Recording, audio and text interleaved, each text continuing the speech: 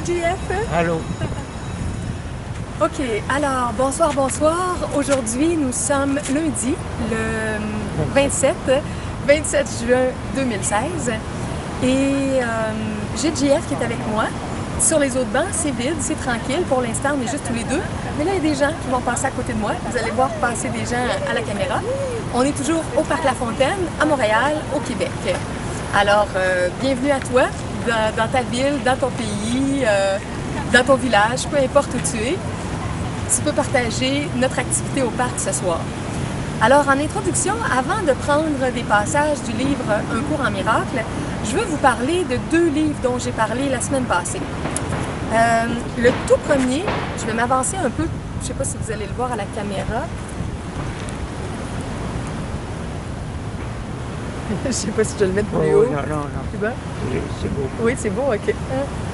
Donc, celui-là, c'est le livre qui m'a été offert en cadeau par mon ami Denis, qui était là la semaine passée.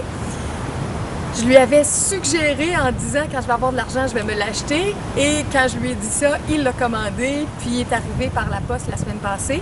Naturellement, ça m'a pris 2 jours et demi et il était lu. Ça a combien de pages? 270 pages. Jesus, My Autobiography. Donc, naturellement, c'est pour les gens qui comprennent l'anglais. Je n'ai aucune idée quand est-ce que ça pourrait être traduit en français. Mais j'ai envoyé le lien à Marc Vallée des éditions Ariane, parce que les autres, ils traduisent beaucoup de livres qui viennent des États-Unis. Donc, peut-être que Marc va le découvrir et peut-être qu'il va choisir de le traduire chez Ariane. Je ne le sais pas. Mais en tout cas, j'ai envoyé le lien parce que, à ma connaissance, il n'y a personne dans mon réseau de contacts qui connaît ça. Moi, j'ai découvert cette source-là de canalisation d'une femme qui s'appelle Tina Louise Spalding. Vous allez avoir tous les liens sous la vidéo. Et je les ai mis même en dessous de mes vidéos de la semaine passée aussi, de la vidéo où j'en ai parlé. Moi, je trouvais que le livre était très beau, tout blanc, avec juste l'écriture en doré, 4 petits coins dorés. Et, attendez un peu, est-ce que je vous lis qu'est-ce qui est marqué en arrière?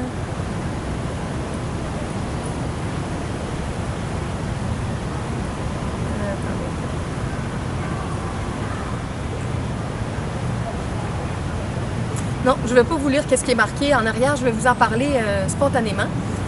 Il y a, attendez, c'est 2 ou 3 parties? 1, 2, 3, oui, c'est ça.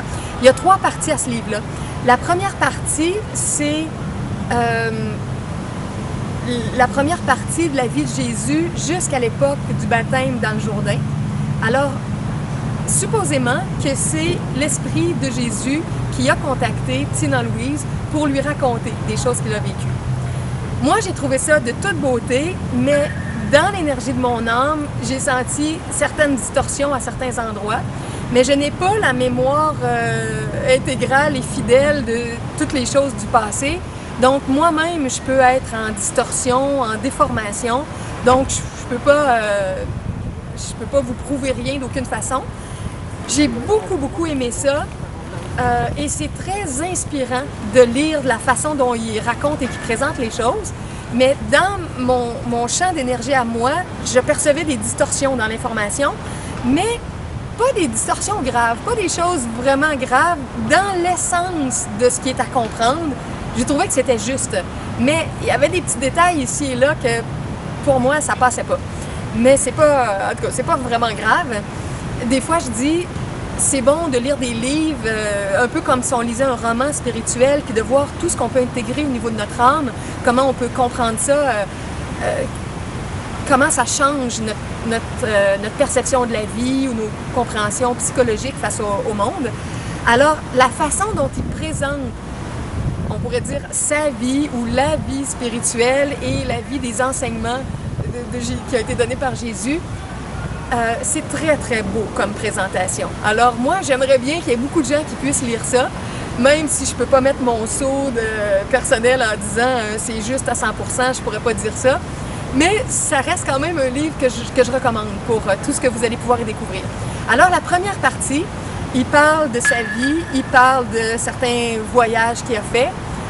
Et la deuxième partie, c'est la période qu'il appelle Enlightenment, donc un peu la période plus illuminée, en racontant comment il y a quelque chose qui s'est vraiment produit au moment du baptême avec Jean-Baptiste et comment il est sorti, il était déjà très avancé dans les états d'unité, mais il est encore dans la dualité à plusieurs niveaux, puis il explique comment l'expérience du baptême l'a amené dans des perceptions d'unité encore beaucoup plus poussées que ce qu'il avait connu avant. Et qu'à partir de ce moment-là, il est allé dans le désert pour intégrer des choses, toute la nouveauté de ce qu'il vivait. Et il y a eu toute la préparation pour enseigner, pour partager davantage tout ce qu'il avait compris. Et c'est comme il nous explique comment il comprenait des choses qui étaient tellement difficiles à expliquer aux gens. Puis on voit aujourd'hui même comment c'est difficile de comprendre le non-dualisme.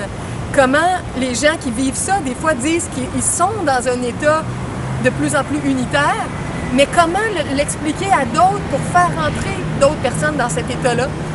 Alors, ils trouvent des façons de nous expliquer puis de nous dire comment ils percevaient certaines choses, mais comment c'était tellement difficile de faire comprendre ça aux gens autour de lui. Et comment ça aurait pu être du blasphème puis de l'hérésie et tout ça. Donc, il fallait qu'ils trouvent des façons d'en parler pour pas que les gens soient complètement rejetés au niveau de la religion de l'époque, et comment ils devaient parler d'une façon voilée, avec des paraboles. Et, il parle de cette période-là, et il parle beaucoup de toute la présence du féminin, les femmes autour de lui, toutes les femmes à qui il a enseigné, les femmes qui enseignaient aux enfants. Il n'en parle pas pendant des chapitres et des chapitres, là, mais ici et là, il en parle tout le temps, pour équilibrer les choses en expliquant à quel point son enseignement auprès des femmes était tout aussi important que son enseignement auprès des hommes. Et il parle naturellement de Myriam de Magdala, de comment elle a été précieuse et comment elle a aidé à équilibrer des choses par rapport à tout son parcours. Donc, c'est un livre qui mentionne l'humanité, la divinité, l'équilibre homme-femme. Et dans la troisième partie du livre, ce qui est très beau, pour les gens comme moi et d'autres qui aiment un cours en miracle, c'est qu'il donne toute une série d'enseignements modernes sur un cours en miracle.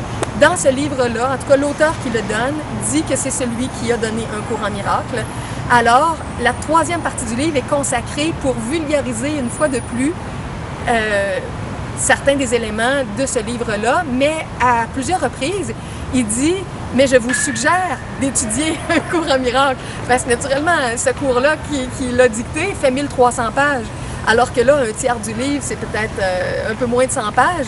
Il ne peut pas, en 100 pages, réexpliquer ce qu'il a expliqué en 1300 pages. Donc, il réfère un cours en miracle, mais il nous explique quand même des choses. Et c'est ça, si on est des amoureux de ce livre-là, des amoureux d'un cours en miracle, c'est très intéressant de l'entendre expliquer, puis pourquoi il a dit les choses comme ça. Et il y a comme un souci de nous faire comprendre davantage la voie qu'il a pris pour expliquer les choses comme il les a expliquées. En tout cas, moi j'ai trouvé ça très touchant, très intéressant, ça se dévore en quelques jours. Bien que c'est pas un roman, ça se lit presque comme un roman pour la première partie du livre.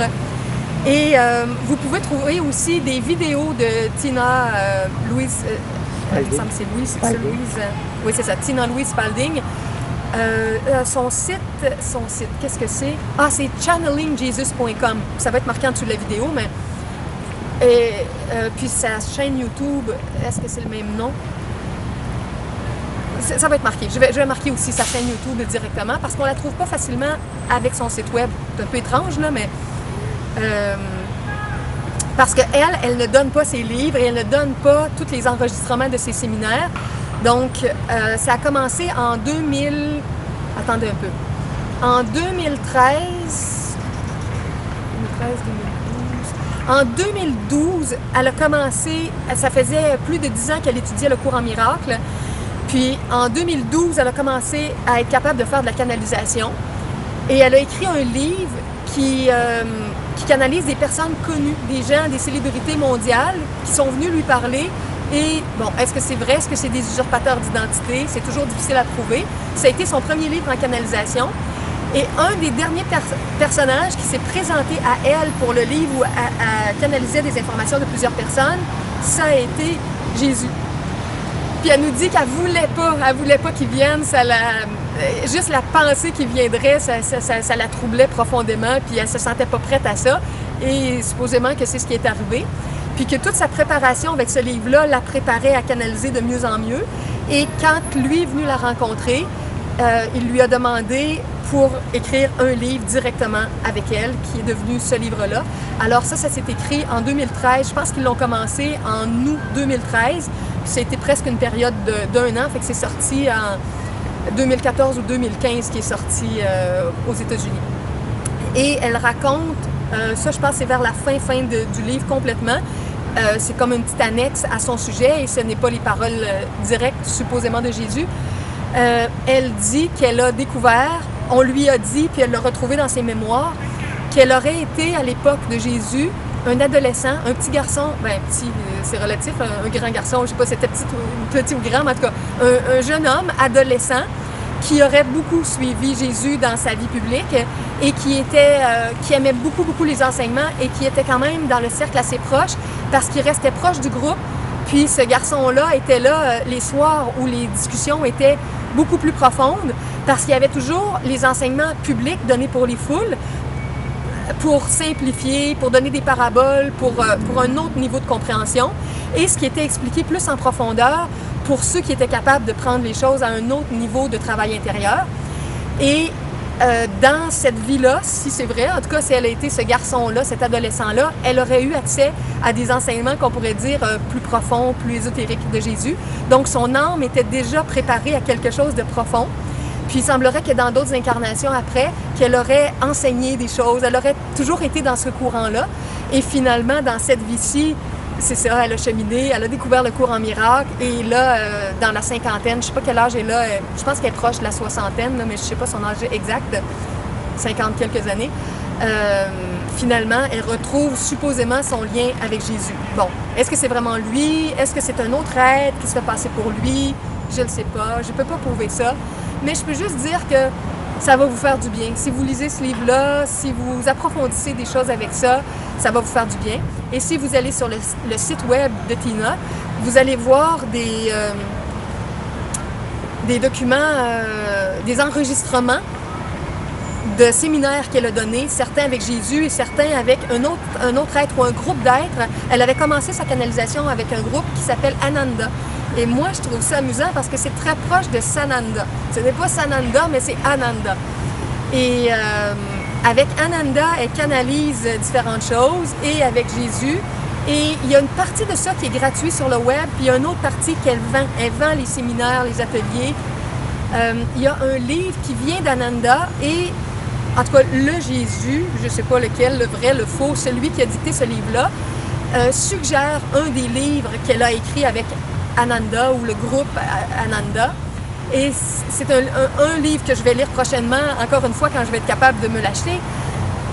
Ce livre-là s'appelle, si je me souviens bien, quelque chose comme Making Love with God. Attendez un petit peu. Oui, oui. Making Love to God, faire l'amour à Dieu. Et ça parle, l'auteur de ce livre-là dit que toutes les questions qu'on a par rapport à la sexualité, c'est beaucoup dans ce livre-là, qui a 400 quelques pages, qui est même plus volumineux que lui. Et ce qui est intéressant, c'est qu'il y a un volet tantrique aussi. Je ne sais pas quel pourcentage du livre, mais il y a un volet tantrique parce que dans ce livre-là, merci mon Dieu, merci mon Dieu, merci mon Dieu, enfin, j'ai un texte supposément associé à Jésus, lequel, vrai, faux, je ne sais pas comme j'ai dit, mais où il dit que la sexualité qu'il a pratiquée, c'était une sexualité tantrique. Alors moi, ça fait des années que j'essaie d'expliquer ça à plein de gens. Puis les sources externes, il y a très peu d'informations qui confirment ça par l'externe. Alors là, pour une fois, on a un livre qui amène cette information-là aussi. Mais je n'ai pas lu encore le livre qui traite de la sexualité que supposément ce Jésus-là réfère et qui parle de sexualité, de tantrisme et de toutes sortes de choses de ce sujet-là. Bon, alors c'est là que j'en suis. C'est quand même assez récent. Oui, tu veux dire quelque chose, JF? Quoi? Attendez un petit peu parce que j'entends pas. Je vais me dire quelque chose assez fort. OK. Parfait. OK. OK. Alors, JF va prendre une petite pause puis il va nous revenir. Ça sera pas long. Moi, je vais improviser quelque chose. Tu peux y aller, JF, le temps de 2-3 minutes. De toute façon, il va pouvoir écouter la vidéo comme vous quand je vais la mettre sur YouTube. Donc, il pourra aller chercher la petite pause d'information qui aura manqué. Qu'est-ce que je pourrais rajouter de plus? Qu'est-ce que je...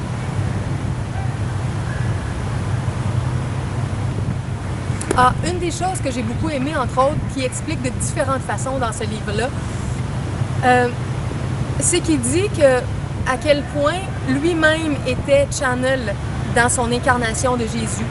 Comment il était en contact avec des êtres, des guides, des maîtres, des plans de lumière qui l'accompagnaient sur sa route. Et il dit, par exemple, à un moment donné, que même quand il aurait pu se penser ou se trouver seul dans certaines étapes de ses voyages, il n'était jamais seul parce qu'il était toujours accompagné justement de ses guides intérieurs avec lesquels il pouvait échanger de différentes façons. Des fois de façon plus claire, moins claire. Des fois, il ne savait pas exactement l'identité de certains de ses guides. Des fois, il le savait. Donc, il nous parle de ça, que le channeling, c'est pas juste de l'époque moderne. Là, la canalisation, les êtres qui se mettent en contact avec des présences qui les guident, ça vient de très, très loin et que lui-même était capable de faire ça autrefois et qu'il avait accès à certaines informations qui étaient très précieuses et très spéciales, qui venaient de ses guides qui lui communiquaient ça. Et il nous explique que c'est la capacité comme ça à se mettre en contact de façon de plus en plus profonde avec nos guides dépend d'une tranquillité intérieure, d'un apaisement du mental de plus en plus grand. Et il nous dit que Tina, qui le reçoit en énergie justement, qui le canalise lui et qui canalise d'autres êtres, Tina s'est préparée dans sa vie à ça, par tout son processus de transformation, d'étude du cours en miracle, de méditation, d'introspection, d'apaisement, de pardon. Comment Tina s'est apaisée intérieurement, puis qu'elle a rendu son être capable de contacter de plus en plus les êtres de l'au-delà. Et lui, quand il parle de sa vie, de son chemin, il raconte aussi comment tout son parcours faisait en sorte que lui aussi apprenait à s'apaiser, à aimer, à pardonner, à ne pas juger, à se calmer, et qui était toujours de plus en plus calme et de plus en plus à l'écoute, et comment il pouvait remarquer comment l'agitation intérieure faisait en sorte qu'il était moins réceptif pour ses propres guides de lumière qu'il y avait au 1er siècle. Donc, il nous guide en nous expliquant ça aussi pour nous dire que nous aussi, on a à apprendre ça pour se calmer intérieurement, pour être capable de recevoir davantage les messages de nos guides. Et il donne différents enseignements dans ce sens-là. Et puis, ça, je trouve que c'est très, très précieux, nous aussi, pour nous préparer toujours plus à recevoir des informations intérieures, que ça passe plus par nos intuitions, par des inspirations, des fois qu'on pense que ça vient de nous, c'est pas toujours clair que ça vient de d'autres, mais souvent quand des inspirations soudaines arrivent, même si on pense que c'est de nous, ça fait partie de nos guides ou de notre être réel qui nous transmettent des informations. Bon, alors ça c'est, en tout cas, il y a des choses dans ça qui expliquent pour qu'on soit de plus en plus capable de monter nos vibrations et de capter des vibrations de plus en plus hautes. Il dit même aussi que naturellement notre taux vibratoire influence le taux vibratoire des êtres qu'on va recevoir.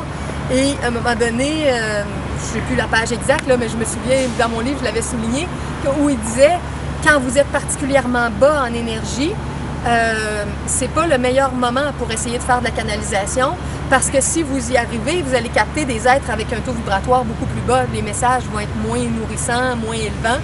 Alors, il guide pour surveiller les périodes où on est plus haut en énergie et que c'est là qu'on a à travailler pour écouter davantage les inspirations, parce qu'on va capter des guides qui vibrent plus haut également. Un autre détail que je viens de passer aussi, que je pourrais vous dire, tantôt quand JF était parti, là, il a eu le temps de revenir, je me disais, bon, qu'est-ce que je vais vous dire de plus en attendant qu'il revienne? Au tout début du livre aussi, il parle beaucoup de son côté rebelle. Et avant de filmer, avant d'ouvrir la caméra, JF et moi, on a parlé presque 1 heure ensemble de choses personnelles de nos vies. Et JF me disait comment, dans son enfance, il était quelqu'un de rebelle aussi, puis comment il acceptait pas facilement les structures établies. Puis, à plusieurs niveaux, moi, je trouve que c'est très, très sain.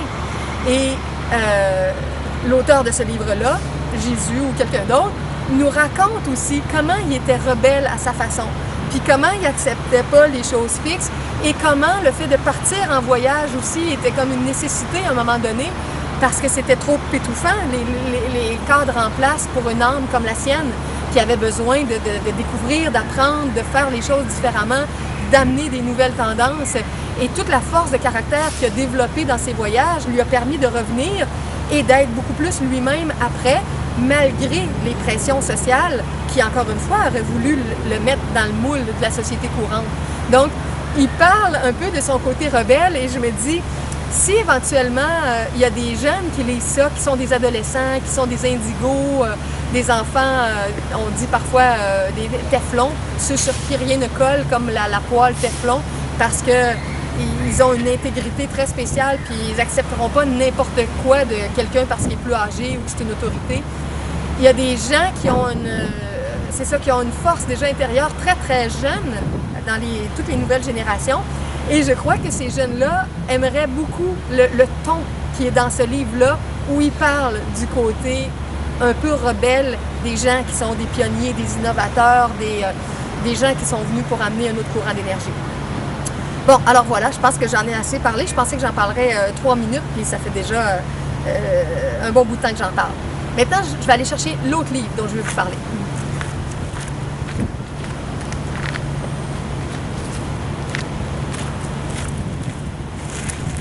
OK. L'autre livre, Master Keys to Personal Priesthood de Kim Michael. Je vais faire la même chose. Bon, est-ce qu'on le voit, JF? Ouais.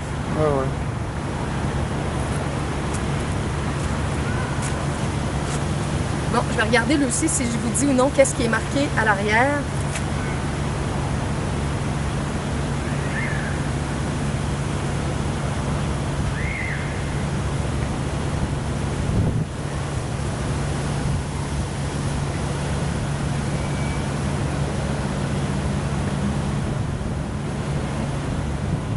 Non, je pense que ça va être mieux encore une fois que j'en parle dans mes mots que de vous traduire ça.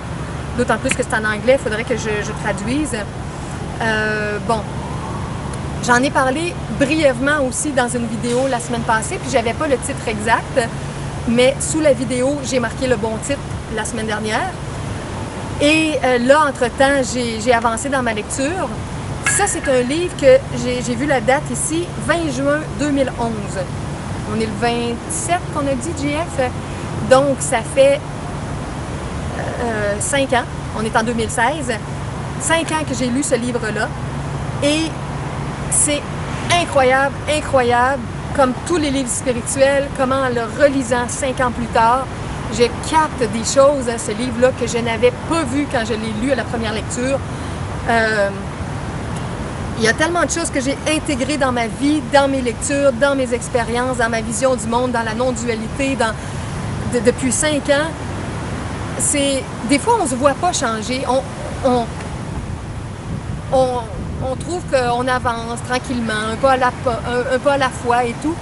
Mais de reprendre un livre qu'on a lu plusieurs années avant, c'est un bon exercice pour voir notre regard différent sur le monde. Peut-être que ça ne ferait pas ça avec un roman, là, mais un livre de spiritualité, un livre de psychologie profonde.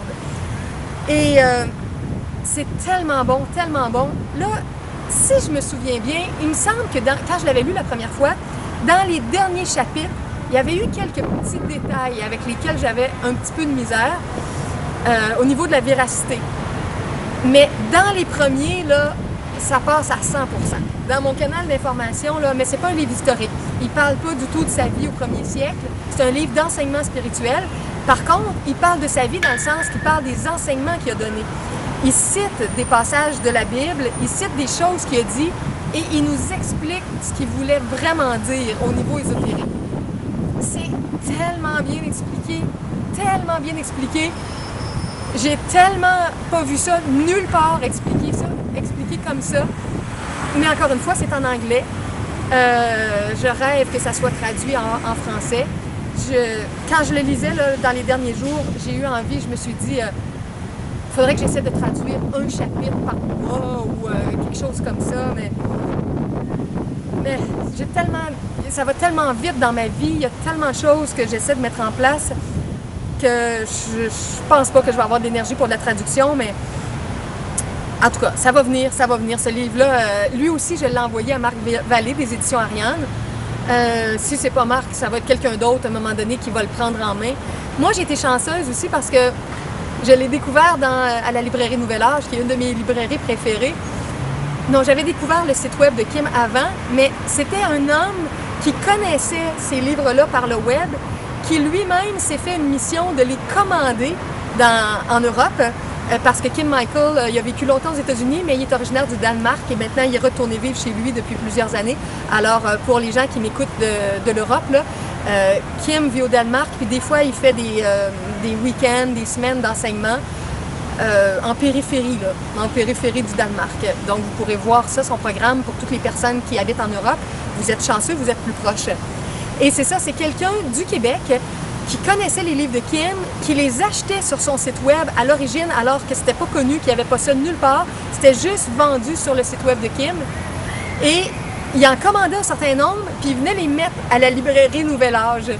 Et c'est comme ça que moi, j'ai pu les acheter à Montréal, grâce à cet homme-là qui se faisait messager des maîtres ascensionnés. Parce que dans ça, Jésus se présente comme le maître ascensionné Jésus. Et il nous explique, en tout cas, du moins au tout début, là, ce que j'ai commencé à relire, la différence profonde entre la conscience christique et la conscience antichristique, où toutes les forces qui appellent reliées au prince de ce monde, les forces qui nous attirent vers la matière, les forces qui nous font renier la conscience ou les états christiques ou les enseignements christiques. Il nous explique comment plein de groupes spirituels et de religions, et même l'Église catholique, sont du côté des forces antichristiques et renient le véritable enseignement christique et renient surtout, il l'appelle the living Christ, le Christ vivant, en disant que beaucoup de gens et de groupes s'attachent à des paroles, des textes, des traditions qui sont une espèce de paroles mortes. Il peut y avoir de la vérité dans ça, mais c'est une énergie du passé. Et oui, JF, tu veux dire quelque chose? Non? Attendez un petit peu. Ça sera pas long. Une toilette, non, parce que tu as une étage. Sinon, si actuellement, tu peux aller au Harness, au sous-sol. Oui? OK. Oui, je surveille tout ça. OK. JF a besoin d'aller à la salle de toilette, puis c'est pas évident ici quand on est dans le parc. Donc, il y a le centre Art Neuf, qui est le centre d'art, il y a toutes sortes de cours d'art là. J'ai donné des conférences là-bas il y a quelques années. C'est un centre communautaire. Puis il y a une toilette publique, mais c'est quand même un petit bout, là, ça prend 5-7 minutes de se rendre. En tout cas, il est parti pour une petite marche, puis il va revenir par la suite. Comme j'ai dit tantôt, il pourra écouter ce qu'il va avoir manqué grâce à la vidéo. Alors, c'est ça, il explique comment beaucoup de groupes spirituels d'aujourd'hui font comme autrefois les scribes, les pharisiens, par exemple, qui étaient ceux qui donnaient l'enseignement spirituel de l'époque, comment ils étaient attachés à la lettre et la lettre morte, le texte, leur façon de l'interpréter, sans comprendre qu'il pouvait y avoir un sens plus profond, une autre façon d'interpréter les textes. Et comment, quand le Christ vivant se présente devant des êtres comme ça, ils vont le rejeter, ils vont le renier, ils vont lui dire qu'il est dans la fausseté, alors qu'il vient pour éclairer, pour dévoiler, pour expliquer comment c'est véritablement. Et eux s'appuient sur leurs anciens textes avec leur compréhension limitée, avec leur mental dualiste et non pas du tout leur mental unitaire, et comment ils vont tout rejeter l'enseignement véritable du Christ, d'un Christ vivant. Alors, en tout cas dans les premiers chapitres, là, il parle de toute cette différence-là et il nous guide, nous, pour être à l'écoute du Living Christ, du Christ vivant. Et il parle comment cette présence-là, on peut apprendre à la découvrir à l'intérieur de nous, qu'au début, on a besoin de guides comme lui qui était venu donner un guide, qui était un guide autrefois, il y a 2000 ans, comme là, il revient avec ce livre-là pour guider à nouveau aussi, mais que si on comprend bien sa guidance et qu'est-ce qu'il voulait vraiment dire, on va se mettre à l'écoute de ce qu'il y a à l'intérieur de nous, puis à un moment donné, notre guide, ça va être le Christ intérieur. Ça ne sera plus les enseignements extérieurs ou les textes extérieurs. On a besoin d'enseignements plus purs à l'extérieur, dans des livres ou des enseignants qui, eux, sont eux-mêmes plus éveillés, davantage illuminés, pour mieux comprendre comment faire un nettoyage intérieur et se mettre à l'écoute de la présence intérieure qui nous enseigne. Et il dit, le but ultime de mes enseignements d'autrefois et de maintenant, c'est de vous mettre en contact avec le Christ intérieur et avec le fait que vous appreniez à vivre une fusion comme moi-même j'ai vécu une fusion avec le Christ et que vous deveniez vous-même un Christ vivant. Et il dit qu'on est nombreux à être appelés à pouvoir vivre ce parcours-là d'unité. Et ça, c'est tout un cours sur ça. Master Keys to Personal Christhood. C'est 17 leçons. Au début, il y a 4 chapitres d'introduction. Là, ce que je vous ai expliqué, c'est dans l'introduction, justement. Et par la suite, il y a des leçons, et il y a des exercices spirituels, et il y a des choses qu'on peut pratiquer un mois à la fois. Je ne sais pas quand Kim l'a reçu, s'il recevait juste un chapitre par mois. Je pense que, là, il ne l'a pas dit encore, mais il me semble que c'est quelque chose comme ça. Je pense que le livre est arrivé tout doucement et que les gens étaient invités à lire un chapitre et à pratiquer les exercices pendant un mois. À un moment donné, là, je ne suis pas encore arrivée à ça, mais je me souviens de ma première lecture où il dit même de se prendre un journal personnel et de noter les choses qu'on pense qui sont fausses ou les choses qu'on aime beaucoup ou les questions qu'on a ou les doutes qu'on a. En parallèle de notre lecture de ce cours-là, du parcours de christification ou d'union avec le Christ cosmique, l'enfant divin, pur, innocent, immortel, éternel, la force christique originelle. Donc, tout ce qui explique pour nous transformer intérieurement, c'est un cours. Et supposément, un cours qui vient de Jésus. Et moi, selon moi, ça, c'est véridique. Je pense vraiment que c'est la conscience d'un très, très haut niveau de Jésus. Ça ne veut pas dire qu'il n'est pas incarné dans son âme humaine pour faire des choses au niveau humain. Parce qu'un être a plusieurs niveaux de manifestation. Sa conscience la plus élevée, des niveaux de conscience intermédiaire et la conscience qui peut se manifester dans un corps incarné. Bon, il y a différentes façons de comprendre ça. Alors, moi, je fais partie de ceux qui pensent qu'il y a une partie de la conscience de Jésus qui est incarnée sur la terre de nos jours et qu'il y a une partie de sa conscience qui est dans les hauts plans de lumière et que de cette façon-là, il peut contacter beaucoup d'êtres et soit se matérialiser, soit apparaître en vision ou soit donner des enseignements. Mais il y a beaucoup d'êtres des plans de lumière aussi qui usurpent son identité, qui prennent une apparence qui lui ressemble. Donc, c'est pas évident de discerner à travers tout ça. Donc, comme pour tout le reste, moi je dis souvent, prenez ce qui vous convient dans un enseignement, intégrez ce qui vous fait du bien, ce qui vous éveille, ce qui vous transforme, ce qui vous aide à devenir plus éveillé, plus amoureux, avec plus de discernement, moins de jugement de vous-même et des autres. Et laissez le reste de côté. Mais pour moi, ce livre-là, ça passe à une très, très, très grande dose. Et ça explique d'une façon, là, wow! Par contre, Kim Michaels, qui lui est le canal, je suis pas en accord avec un si grand pourcentage avec tous ses livres. Kim, je crois qu'il est rendu à près d'une 50aine de livres qu'il a écrits par les dictées qu'il a reçus de plusieurs maîtres ascensionnés. Et le maître Jésus serait l'un d'eux avec lequel il a communiqué. Et en tant que channel, comme qui fait de la canalisation, il n'est pas toujours capable d'avoir le même... c'est personnel, non, je devrais pas dire ça. Peut-être qu'il n'y a pas toujours la même capacité à entendre, à écouter, à recevoir. Et il y a eu des périodes plus turbulentes dans sa vie au niveau de ses amours, au niveau de ses déménagements, au niveau de ses finances. Il y a eu une période où tout était gratuit sur son site web. Tout ce qu'il recevait, c'était gratuit.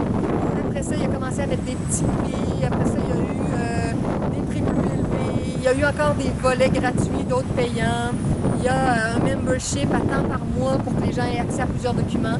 Il y a eu toutes sortes d'évolutions, mais il y a encore beaucoup de gratuité. Alors, si vous allez sur son site, vous allez quand même avoir accès à beaucoup de choses, des fois en texte, des fois en audio, qui sont gratuites. Et vous aurez sa boutique également où vous pouvez acheter en livre ou en e-book. Les e-books sont toujours beaucoup moins chers, là, environ le tiers des livres sur papier. Bon, alors là, moi, c'est dans ça que je suis plongée ces temps-ci et je fais des liens naturellement avec un cours en miracle. Je lis les deux. À certains moments, je lis des passages d'un cours en miracle, soit dans le texte, soit dans les exercices, soit dans le manuel des enseignants. Et à d'autres moments, je plonge directement dans ces clarifications-là que Jésus, est-ce que c'est lui, est-ce que c'est pas lui, je ne peux pas vous le prouver. En tout cas, que le grand enseignant qui a donné ce livre-là a donné. Et pour moi, ça m'éclaire. Ça m'avait éclairé il y a 5 ans et ça va encore beaucoup plus loin maintenant, alors que je le reprends. Bon, voilà. Est-ce que j'ai autre chose à dire sur ça? Ah, à la toute fin aussi, il y a une dictée de Mother Mary, de Marie, qui serait aussi un maître ascensionné, évidemment. Elle aussi, qui peut-être une incarnation physique, qui sait, tout est possible. Dans la conscience atmique et dans la conscience de l'âme humaine, c'est d'autres choses au niveau de l'esprit divin ou au niveau de l'âme humaine. Alors, il y a un texte de Marie à la toute fin et... attendez un petit peu, je vais juste vous dire les titres. Oui, il y en a un de l'archange Michael sur Overcoming a Spiritual Crisis, donc surmonter une crise spirituelle. Par rapport à Marie, c'est par rapport à l'estime de soi. Et il y en a un autre, l'auteur n'est pas mentionné, je ne sais pas lequel, je ne sais pas si c'est de l'archange Michael ou de Marie. Taking command over your state of mind. Prendre le commandement ou le contrôle de votre état mental.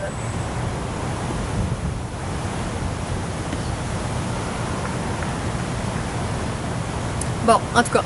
Alors, si vous voulez avoir un cours en 17 leçons, qui serait possiblement un cours dicté des sphères célestes, parce que maintenant, notre conscience, comme il le dit, est capable de prendre cette information-là, parce qu'on a beaucoup changé dans nos intégrations, dans notre vocabulaire, dans notre ouverture spirituelle.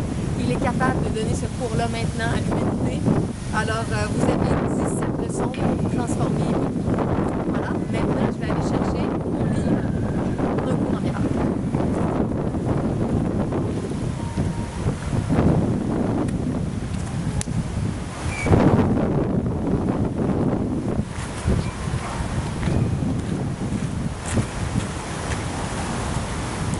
OK. Alors, il vente encore un peu. J'espère que ça ne fera pas trop de bruit à la caméra comme une autre journée, lundi de l'autre semaine, le 20 juin. Il y avait tellement de vent, ça faisait beaucoup de bruit.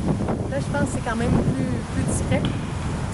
Allez voir. Chapitre 8, je crois, que je suis rendue pour vous lire le début du chapitre 8.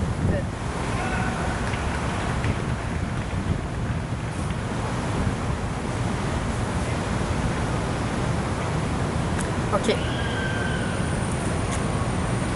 Donc, maintenant, un cours en miracle.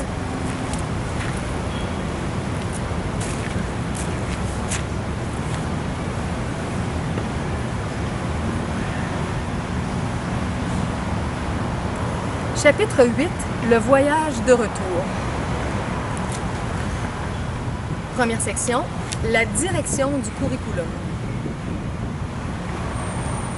La connaissance n'est pas ce qui motive à apprendre ce cours, c'est la paix. C'est le préalable de la connaissance uniquement parce que ceux qui sont en conflit ne sont pas en paix. Et la paix est la condition de la connaissance parce que c'est la condition du royaume. La connaissance ne peut être rétablie que lorsque tu remplis ces conditions. Ceci n'est pas un marché fait par Dieu qui ne fait pas de marché. C'est simplement le résultat de ton mauvais usage de ces lois au nom d'une volonté imaginaire qui n'est pas la sienne. La connaissance est sa volonté. Si tu t'opposes à sa volonté, comment peux-tu avoir la connaissance? Je t'ai dit ce que t'offre la connaissance, mais tu ne le vois peut-être pas encore comme étant entièrement désirable. Autrement, tu ne serais pas aussi prêt à la jeter lorsque l'ego demande ton allégeance.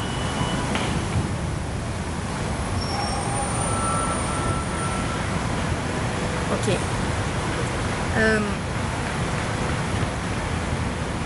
Quand il dit ici, la paix est la condition de la connaissance, parce que c'est la condition du royaume.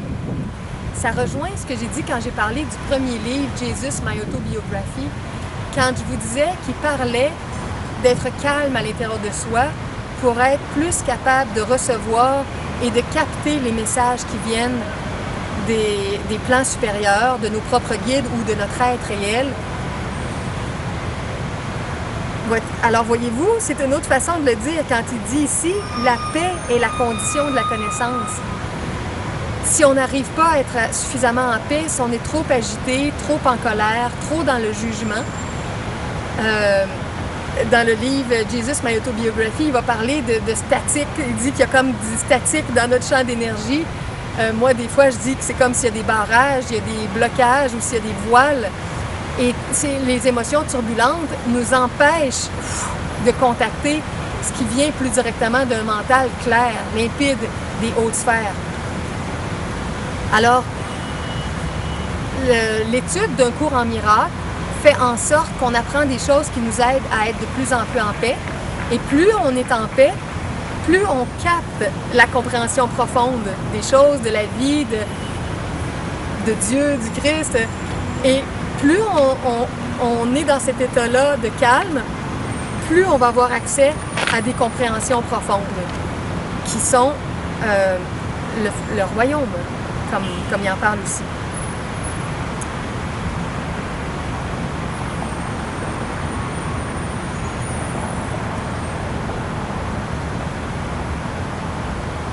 Oui, puis une phrase aussi vers la fin, quand ça dit je t'ai dit ce que t'offre la connaissance, mais tu ne la vois peut-être pas encore comme étant entièrement désirable. Autrement, tu ne serais pas aussi prêt à la jeter lorsque l'ego demande ton allégeance. Parce que oui, dans une partie de nous, on dit qu'on voudrait la connaissance, qu'on voudrait avoir accès à ça, puis à toute l'énergie paisible qui l'accompagne également. Mais est-ce qu'on est prêt à faire des modifications dans notre vie pour entrer dans cet état-là? Et c'est là où il dit que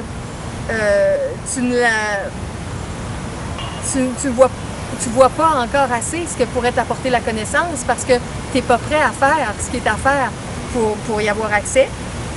Puis, à la fin, il dit même, si on voyait davantage tout ce qu'on perd en ne se mettant pas en condition pour avoir accès à la connaissance, on ne serait pas prêt à la jeter aussi facilement lorsque l'ego demande ton allégeance. Puis l'ego qui demande notre allégeance, c'est quoi? Toutes les manifestations d'ego, c'est quand on succombe à nos peurs, quand on succombe à nos colères, quand on succombe à nos jugements, quand on succombe à notre culpabilité de nous-mêmes ou notre culpabilisation des autres, à nos gourmandises, à nos élans de luxure de toutes sortes.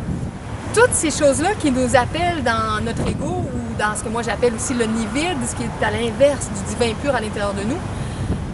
Ces facettes-là, on plonge dedans à différents moments sans vraiment réaliser à quel point ça apporte de la turbulence à l'intérieur de nous, à quel point ça nous trouble, à quel point ça nous agite. Puis, on veut la satisfaction brute de ça, qui est plus dense, qui est plus corporelle, qui est plus du monde humain en comparaison du monde divin. Puis, je pense entre autres une femme avec qui je jasais récemment, puis elle me disait qu'elle connaissait le courant miracle, puis qu'elle aimait ça. Mais elle dit « Oh, mais moi, là, je suis pas toujours en paix comme les gens qui essaient d'étudier le courant miracle. Puis moi, j'en fais des colères. » Puis, en tout cas, elle avait une façon de me parler puis de défendre ces colères qu'elle faisait, puis de les justifier et tout ça. Puis à un moment donné, elle me raconte quelques arguments, pas des arguments, mais des éléments qu'elle avait dit à quelqu'un qu'elle avait trouvé qui l'agaçait. Puis elle était fière de ces arguments, puis comment elle l'avait, comment on dirait ça en québécois, comme piqué ou punché comme faux. Puis elle trouvait qu'elle avait eu beaucoup de créativité pour lui répondre de cette façon-là, mais en même temps, c'était avec plein d'agitation, puis plein de colère, puis de frustration qu'elle avait répondu ça à la personne. Mais elle était comme toute fière de ça. Et je me disais, c'est ça, on a comme une fierté ou une satisfaction par moment à être frustré, à être en colère, à dire des choses à certaines personnes, à avoir de la répartie, mais une forme de répartie un petit peu méchante, qu'on pourrait dire d'une certaine façon. L'ego à l'intérieur de nous, c'est comme s'il prend une sorte de malin plaisir à rentrer dans l'énergie qui n'est pas celle de l'amour, qui est la distorsion de toutes sortes d'autres façons. Et parfois, on est tellement habitué à ces états-là qu'on oublie tout ce que pourrait nous apporter l'inverse. Puis là, on est moins vigilant pour se reprendre personnellement. Puis s'arrêter nous-mêmes quand on est en train de basculer dans ces états-là plus turbulents qui nous sortent vraiment de la paix, puis de la capacité à recevoir des inspirations plus élevées pour notre vie.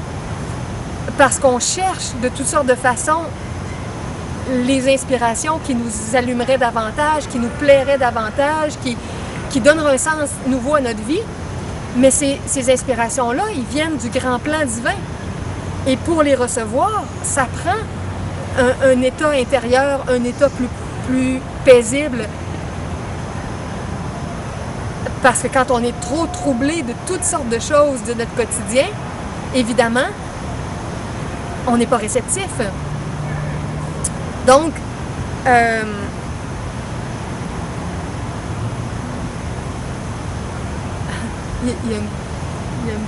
j'entends une petite bestiole qui est proche. Bon. C'est peut-être comme un exemple des petites bestioles dans notre tête. Ça faisait bzzz près de mon oreille. Et c'est justement ça, je parle un peu de ça, ce petit bruit-là qui est souvent dans notre mental, dans notre vie, parce que on pense à des choses du passé, on pense à des choses qui nous font peur pour le futur, on a des critiques face à des gens qu'on observe autour de nous. Donc, il y a comme toujours des petits bruits dans notre mental, dans notre champ d'énergie, qui nous empêchent d'être tranquilles et de recevoir davantage les inspirations. OK, là, je vais continuer avec la deuxième section. Maintenant que ça fait déjà un petit bout de temps que JF est revenu, qu'il s'est assis sur le banc, pour qu'il puisse suivre davantage avec moi et commenter si ça lui dit, je vais lire le deuxième paragraphe. Il semble peut-être que les distractions de l'ego font interférence avec ton apprentissage. Mais l'ego n'a pas le pouvoir de te distraire à moins que tu ne lui donnes ce pouvoir. La voix de l'ego est une hallucination. Tu ne peux pas t'attendre à ce qu'il dise « je ne suis pas réel ». Or, il ne t'est pas demandé de dissiper tout seul tes hallucinations. Il t'est simplement demandé de les évaluer en fonction de leurs résultats pour toi. Si tu ne les veux pas à cause de la perte de la paix, elles seront enlevées de ton mental pour toi.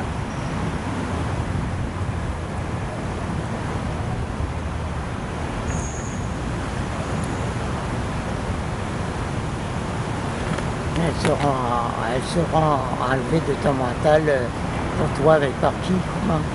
Ouais, c'est ça que j'étais en train de me dire, moi aussi, à l'intérieur de moi. Ouais.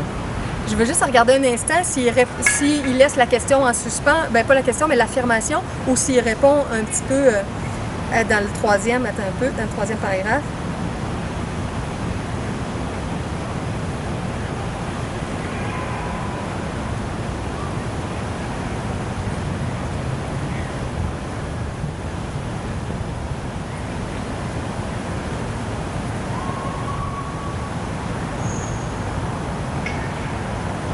Non. Ici, il soulève, il affirme, mais il l'explique pas. Puis j'ai lu vite en diagonale, il l'explique pas plus, un peu plus loin. Je vais y aller un peu plus d'abord avec ma compréhension à moi d'un cours en miracle, ce qui est expliqué dans d'autres parties. C'est ça. Il ne t'est pas demandé de dissiper tout seul tes hallucinations, puis si tu ne les veux pas à cause de la perte de la paix, elles seront enlevées de ton mental pour toi. Dans différents passages, il va expliquer qu'on n'est pas seul dans notre cheminement, puis que l'ego se pense seul et se pense abandonné, alors qu'il nous dit à d'autres moments que c'est nous qui avons abandonné le Père, ou le Père, Mère divin, ou la source. C'est nous qui avons voulu expérimenter des choses en solo, un peu comme toute l'histoire du fils prodigue, là, qui est le fils qui était parti à l'aventure avant qu'il choisisse de revenir vers la maison. Donc, on se sent seul, on se pense démuni très souvent. Ça me fait penser aussi avec quelqu'un d'autre d'un groupe spirituel avec qui j'ai jasé hier, puis qui disait... Des fois, j'ai peur de succomber à des tentations. Je sais quels sont mes principes spirituels, mes valeurs, ce que je voudrais comme éthique de vie. Mais il y a toutes sortes de tentations, puis j'ai peur de succomber. Puis là, il me disait, mais dans le fond, je sais que je suis pas seule face à la tentation. Puis là, on pourrait dire la même chose. On n'est pas seul avec nos pensées ou les choses qui nous troublent ou nos formes d'hallucination qui viennent de notre ego, qui donnent une distorsion du monde, comment on le perçoit. On n'est pas seul parce qu'on est toujours accompagné de l'esprit à l'intérieur de nous qui est notre être réel. On est toujours accompagné du Christ et on est toujours accompagné de ce qu'il appelle en anglais the Comforter, the Holy Ghost, l'Esprit Saint. L'Esprit Saint, l'Esprit de sainteté, l'Esprit de santé. Mais quand est-ce qu'on y fait appel? Quand est-ce qu'on l'invoque? Quand est-ce qu'on demande son aide? Dans une autre des vidéos la semaine passée, on parlait de la différence entre cheminer de façon plus passive, juste en essayant de s'ouvrir, d'accepter ce qui vient, et le fait de parler à notre Père, Mère divin. Là, c'est comme une variante de ça, c'est le fait d'invoquer la présence christique dans notre vie, d'invoquer la présence de l'Esprit Saint, l'Esprit pur, l'Esprit divin, l'Esprit de santé. Donnez-lui le nom que vous voulez pour être confortable, mais l'idée, c'est de se souvenir que cette présence-là, elle est là. Et je redis encore, ici, on est à la place du souvenir. On essaie de se souvenir ensemble du cœur de certaines choses qui peuvent nous aider. Alors, cet ami-là avec qui je parlais hier, qui vit dans mon immeuble, me disait, dans le fond, quand j'ai certaines tentations, puis là, c'est ça, il me disait qu'il était allé dans un bar, entre autres, puis qu'il aurait pu inviter une fille à aller coucher chez lui, puis c'était pas ça qu'il voulait, ce qu'on appelle un one night stand, une histoire d'un soir. Il est célibataire, il cherche à rencontrer la bonne personne pour lui, puis finalement, il n'a pas succombé, puis il n'a pas été dans ça une histoire d'un soir, puis il était content de lui. Puis,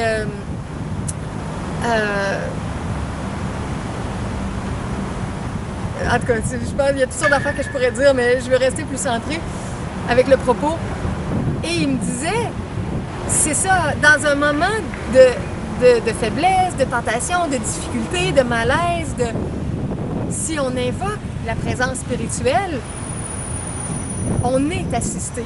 Puis il me disait, je l'ai vécu à plusieurs reprises dans ma vie, le fait de me relier spontanément, il y a comme une infusion d'énergie, il y a une présence, mais des fois, on se pense tellement seul, tellement coupé, tellement invisible, qu'on se dit que ça ne donnera rien qu'on invoque, qu'on demande. Et dans ce livre-là, comme dans les autres livres que j'ai référés avant, il parle beaucoup de l'utilisation de notre libre arbitre, qu'on est créé libre et qu'on a la possibilité de s'éveiller ou non, que c'est des choix qu'on fait à plein de moments dans nos journées, de choisir d'un côté ou de l'autre. On pourrait dire du côté de l'ego ou du côté de l'esprit plus pur, ou on pourrait dire du côté des forces antichristiques ou des forces christiques, du prince de ce monde ou du prince de la paix. Bon, c'est tous des mots qui décrivent deux chemins de vie. Et l'idée, c'est d'apprendre à nous souvenir que même si on a l'air seul, on ne l'est pas, et que quand on se sent assailli de différentes façons, si on prenait le temps de respirer en profondeur et de demander à la présence plus pure de nous assister, de nous protéger, de nous inspirer, qu'est-ce qui pourrait se passer à ce moment-là? Et ça devient ce qu'on appelle une vie où on s'appuie sur le divin au lieu de s'appuyer sur nos propres forces à nous. En anglais, on parle parfois du self-reliance en comparaison du God-reliance. Se relier à soi, le petit soi qui se sent faible et limité, ou se relier à Dieu, à la force de Dieu. Jésus, Yeshua, disait souvent dans ses enseignements, « De moi-même, je ne peux rien, mais dans mon union avec le Père, je peux tout. » Parce que c'est cette force-là qui vient nous habiter, qui vient nous remplir et qui vient nous donner des capacités nouvelles. Mais ça demande une volonté de notre part, en utilisant notre libre arbitre, pour s'unir, pour l'appeler, pour demander de l'aide, pour reconnaître qu'on s'est égaré, qu'on est dans des difficultés, des hallucinations, des projections, des perceptions qui nous font souffrir, et ne pas être orgueilleux en disant « je vais m'organiser tout seul, je suis capable tout seul », alors qu'on a maintes fois démontré qu'on n'est pas vraiment capable tout seul, puis qu'on n'y arrive pas vraiment. Et c'est d'avoir cette humilité-là de l'enfant, un enfant qui n'arrive pas à faire quelque chose, qu'est-ce qu'il fait? C'est simple, hein? Il va vers son père ou vers sa mère, puis il demande soit de le faire ou d'être aidé ou montre-moi comment le faire. L'enfant ne va pas se casser la tête pendant des heures là, quand il n'y arrivera pas. Il va aller demander de l'aide. Nous, on a perdu ce réflexe-là. Et c'est pour ça aussi que les enseignements spirituels disent de revenir de plus en plus comme des enfants, parce qu'il y a tellement de caractéristiques de l'enfance qui correspondent à notre état plus naturel, plus originel. Et c'est ça, pour revenir davantage à des états plus centrés, des états davantage de paix ou plus inspirés, ce serait bon qu'on ose de plus en plus, je dirais, déranger Dieu, demander à Dieu, demander à notre Père, à notre Mère, à l'Enfant divin, au Christ. Mais en profondeur, on ne va pas les déranger, hein, c'est sûr. Mais c'est peut-être pas anodin. Si j'ai dit ça, peut-être qu'il y a quelque chose dans mon mental, quelque part, au fond de moi, qui pense ça par moment. Peut-être que j'aurais pas eu l'inspiration de dire ça si j'avais pas un petit coin en moi qui pensait ça. Mais tellement de fois, on essaie de s'organiser tout seul en ayant l'impression qu'on va avoir plus de mérite, qu'on va être plus fort. Alors que la vraie force, c'est la force d'union. C'est de s'unir à ce qui est déjà dans la grandeur, dans la puissance, dans la connaissance. Et dans cette union-là, dans cette réception-là, on est accompagné de quelque chose qui nous porte, qui nous transporte, qui nous donne des capacités nouvelles.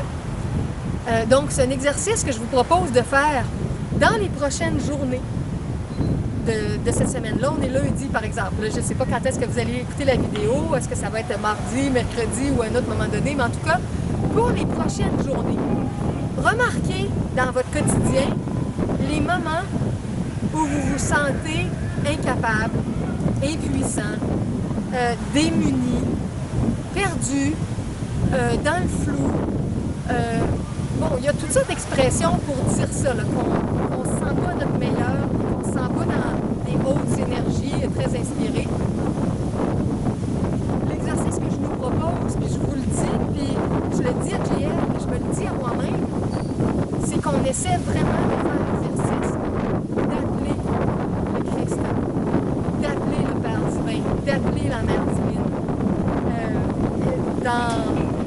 je me souviens pas là, c'est lequel des livres que je lisais récemment, mais en tout cas, la présence de Jésus qui parlait ou la présence qui parlait au nom de Jésus. Est-ce que c'est lui ou au nom d'eux? En tout cas, il disait, quand vous étudiez un livre que j'ai moi-même dicté, vous vous reliez automatiquement à mon être, Christ. C'est automatique. Parce que c'est cette présence-là qui est avec moi et qui me permet de donner les enseignements que je donne. Alors, un livre qui est dans une vibration christique comme